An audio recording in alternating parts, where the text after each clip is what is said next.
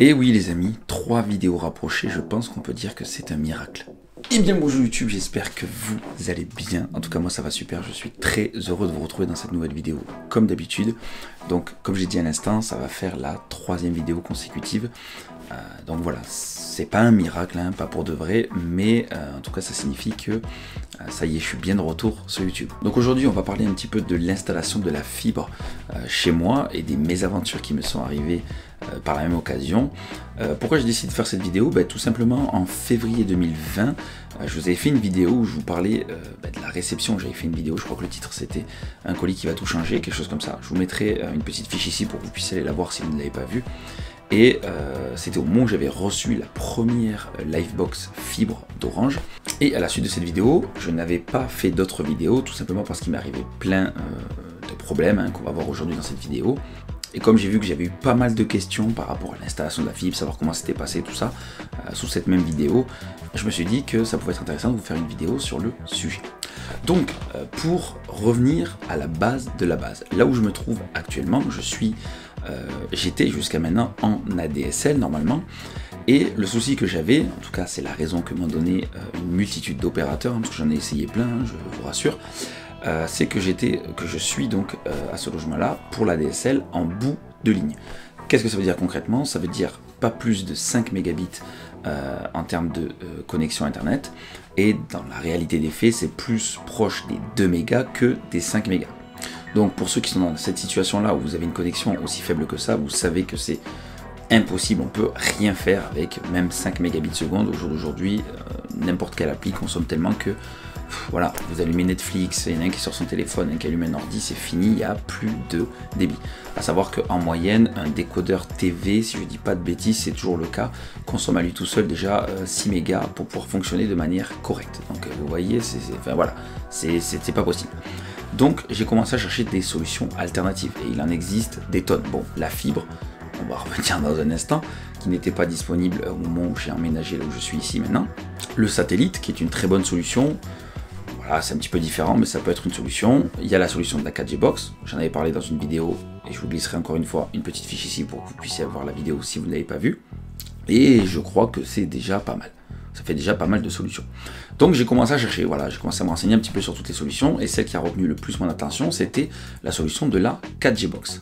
Donc avant de m'engager sur cette voie, j'avais fait un test qui était de mettre donc mon smartphone en partage de connexion en 4G pour voir un petit peu les débits et les résultats. Et là c'était sans appel, la 4G j'arrivais entre 20, 40, des fois même 60 mégas, contre les 5 mégas d'ADSL, c'était, il n'y avait pas photo. Donc du coup j'ai commencé à rechercher un petit peu les meilleures offres. Donc au passage, je vous glisse un petit tips. Le seul opérateur à l'heure actuelle, à part si ça a changé, qui propose donc pour ces 4G Box une formule giga illimitée, c'est Bouygues Telecom. À l'époque, quand j'ai pris cette 4G Box, il y a plus d'un an de ça, Orange, SFR, Free, vous aviez des forfaits entre 100 et 200 gigas par mois. Pour vous donner un ordre d'idée, donc par rapport à notre utilisation, donc consommation de streaming vidéo, Netflix, Disney+, toutes ces conneries, faut le dire, de la recherche internet, moi qui bossais à l'époque en informatique, du jeu vidéo, de l'upload de vidéos sur YouTube, voilà, on consomme à peu près 700 gigas d'internet par mois. Donc 200 gigas, c'était pas possible. Donc je me suis rabattu donc sur la solution de la 4G Box avec Bouygues Telecom, ça a été une très très bonne solution. La première année, ça a été le top du top. Vraiment, ça a été une solution, ça a été ma solution qui m'a sauvé, ça a été la solution qui m'a sauvé la vie. Pardon. Donc jusqu'à là tout va bien. Donc entre temps Orange vient câbler la fibre donc là où je suis actuellement, donc j'étais super content. Il y a de ça plus d'un an maintenant, un an passé facile. Donc d'après les personnes qui installaient la fibre dans la résidence où je suis, ils m'ont dit vous inquiétez pas, un mois après les opérateurs vont commencer à vous démarcher pour vous proposer la fibre. Ce qui a été le cas, un mois après, donc ils m'ont pas démarché, pardon, mais j'ai pu souscrire la fibre via Orange, et donc en février 2020, je recevais donc ma box fibre avec un rendez-vous avec un technicien pour venir me câbler la fibre à la maison. Le rendez-vous tombait pile poil après le confinement, je sais plus, une bêtise comme le 20 mars ou 23 mars, enfin je sais plus, bref, courant mars. Et donc du coup, vous en doutez bien, à cause du confinement, le technicien n'a pas pu venir.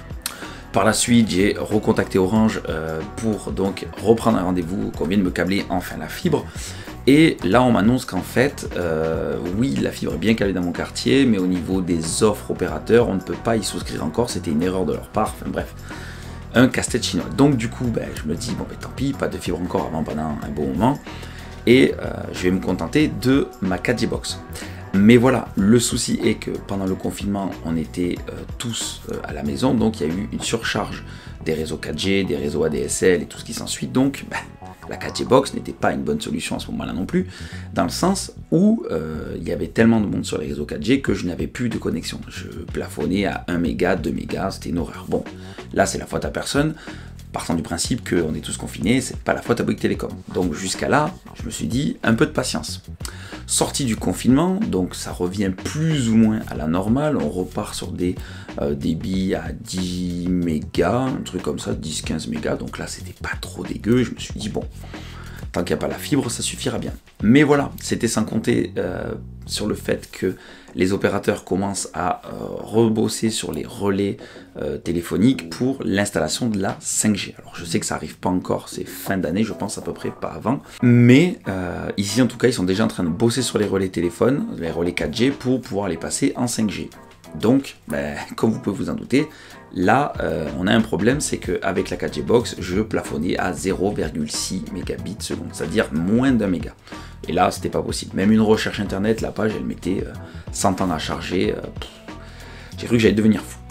Et donc voilà, enfin, Orange me recontacte il y a 1 mois et demi de ça. Du coup, j'étais sur liste d'attente pour me dire, enfin, qu'il y allait avoir la fibre à la maison. Pardon, je me suis perdu dans mes mots. Et que je pouvais y souscrire, et que là c'était bon, il n'y avait pas de souci. Donc du coup je souscris, je reçois ma box, un rendez-vous programmé donc le 19 octobre 2020, donc là il n'y a même pas une semaine. Et donc jusqu'à là tout va bien. Donc arrivé le matin du 19, le technicien vient, donc là franchement rien à dire. Sogetrel je crois la société, ouais je crois que c'est Sogetrel, un truc comme ça, la société de sous-traitants qui est venu me câbler la fibre pour Orange. Franchement les deux techniciens qui sont venus au top, rien à dire, franchement les mecs ils ont été professionnels, c'est même rare de nos jours de voir des gens aussi pro que ça, mais vraiment, bon je pense pas qu'ils regarderont cette vidéo, mais ils ont vraiment été au top, donc de ce côté là, rien à dire. Mais voilà, il y avait encore un problème, et le problème quel est-il? Alors, le technicien me dit, monsieur, où est le relais, donc le regard, pardon, télécom. Donc, dans toutes les maisons, il y a un regard télécom qui permet le raccordement entre les lignes France Télécom et votre maison. Et donc là, je me suis dit, ça sent le roussi, c'est pas possible, j'ai vraiment la poisse. Je dis au technicien, il n'y a pas de relais télécom, en tout cas je n'ai pas connaissance d'un relais télécom. Donc heureusement ils ont la solution, ils ont une espèce de grosse aiguille, comme on utilise en électricité, qui font passer dans la gaine, et comme il me dit, quand ça va taper dans le regard, on va entendre un bruit, machin, vibration, on va sentir le sol vibrer, on sait où ça va être. Oui, et ben là c'était là le problème, on a trouvé où c'était. Mais le souci c'est que le regard était non visible, donc la seule option c'est qu'il était enterré. Après vérification avec mon propriétaire, il se trouve que effectivement mon regard télécom était enterré à plus entre 1 mètre et 1 mètre 50 dans le sol. Je vous mettrai en même temps, j'ai pris une photo et j'ai fait une petite vidéo pour montrer à un collègue à moi le trou que j'avais dû creuser pour atteindre ce fameux regard. Je pense que vous allez halluciner. Et en tout cas, bon, ça se verra pas, mes mains s'en souviennent encore. Je me suis défoncé avec une pelle de maçon pour arriver à creuser ce trou. Parce que vous en doutez bien, je pouvais pas lâcher l'affaire, il me fallait la fibre. Et donc voilà, je trouve enfin ce regard, il me câble la fibre. Et ben voilà, second problème, arrivé le soir, parce qu'en fait, comme les mecs avaient du boulot, ce qui est compréhensible, le temps que je creuse, ils sont partis bosser. Forcément, ils n'allaient pas rester à me regarder. Donc, ils sont revenus en fin de journée, et il y avait un souci. C'était que au niveau du général, là où arrivent toutes les lignes, il fallait une intervention de la part d'Orange, et comme il était trop tard quand ils ont fini de bosser, Orange n'était pas dispo. Donc voilà, donc j'ai eu la fibre que le lendemain, donc le 20, sur les coups de midi et demi, 1h. Bon, dans tous les cas, j'étais plus à ça près, après avoir attendu plus d'1 an et demi, mais ça y est, j'ai enfin la fibre. Ouhou! Alors pour les 3 quarts, vous allez me dire, t'es complètement taré, qu'est-ce qu'on s'en fout? Mais j'avoue que moi, ça me change la vie de fou. Quand je dois faire une mise à jour, quand je dois uploader une vidéo sur YouTube, quand mes gosses regardent la télé, enfin, franchement, ça change la vie.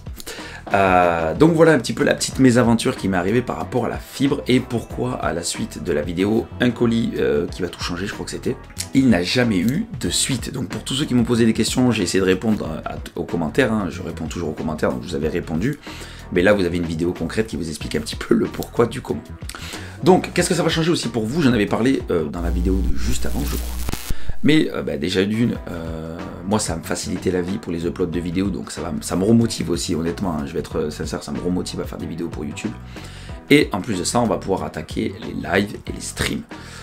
Donc pour tous ceux qui débouchent et qui ne me connaissent pas, hein, j'ai l'intention de faire des lives et des streams sur Twitch à hauteur de, je pense, une fois par semaine. Je vais essayer, voir si j'arrive à me tenir à la cadence d'une fois par semaine. Donc ça sera pas forcément des streams gaming ou des choses comme ça. Je pense qu'il y aura, on va faire des FAQ live, voilà, on va faire aussi des discussions ouvertes, voilà, il y aura un peu de gaming aussi, je pense, hein, forcément, des tutos, peut-être des montages PC en live, je sais pas, mais on va essayer de se faire un truc assez sympa. Et donc le premier live, j'en ai parlé dans la vidéo juste avant, mais je le redis au cas où, ça sera une FAQ en live. Donc je vous ferai une petite story sur Instagram, donc n'hésitez pas à aller me suivre sur Instagram, je vous mets mon Instagram ici. Et je le remettrai aussi bien sûr dans la description de la vidéo. Je vous ferai donc une story pour vous indiquer le jour du live. Et je vous ferai une autre story aussi pour que vous puissiez me poser déjà quelques questions. Pourquoi? Tout simplement parce que ça va être mon premier live. Peut-être que je ne serai pas forcément à l'aise de parler en live. Ça a déjà été un exercice pour moi de parler face caméra. De parler en live, ça va être un nouvel exercice. Donc du coup, pour éviter les blancs et que ça soit trop chiant pour vous aussi, si j'ai déjà quelques questions, je commencerai à discuter, à répondre plutôt aux questions que vous m'aurez posées en DM, et ça laissera le temps à tout le monde de peut-être de se chauffer un peu et de poser d'autres questions pendant le live. Donc voilà, donc je vous ferai aussi une story exprès pour que vous puissiez me poser aussi des questions, et comme ça voilà, on pourra lancer le live. Je sais pas encore quel jour je le ferai, donc restez bien connectés.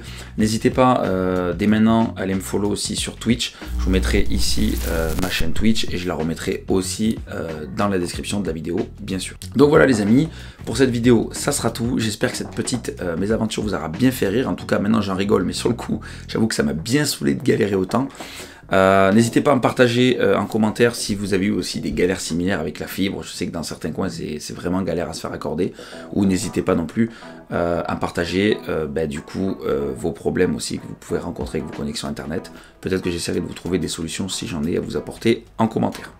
Donc voilà les amis, n'oubliez pas surtout avant de partir de vous abonner, bien sûr si la vidéo vous a plu et que le contenu vous plaît, n'hésitez pas à vous abonner sans oublier de cliquer sur la petite cloche des notifications. On le dit tout le temps, on le rabâche, mais c'est super important. Déjà pour nous c'est gratifiant, ça fait toujours plaisir de voir des gens s'abonner à notre chaîne, et en plus de ça, ça aide pour les référencements sur YouTube et tout plein de choses, donc vraiment c'est super important. N'hésitez pas non plus à mettre un gros pouce bleu si la vidéo vous a plu, n'hésitez pas non plus à mettre un pouce vers le bas si la vidéo vous a pas plu, hein, ça peut arriver, ça arrive, donc n'hésitez pas non plus, ça fait quand même de l'interaction. N'hésitez pas à laisser des commentaires, hein, poser des questions par rapport à cette vidéo, des questions n'importe, posez-moi des questions. Il n'y a rien, je réponds à tous les commentaires, rien ne reste sans réponse. Et selon les questions, je m'en resserre même pour des FAQ, donc n'hésitez pas à laisser des commentaires, ça fait toujours plaisir. En attendant les amis, je vous dis, portez-vous bien, à dans une prochaine vidéo. Ciao tout le monde.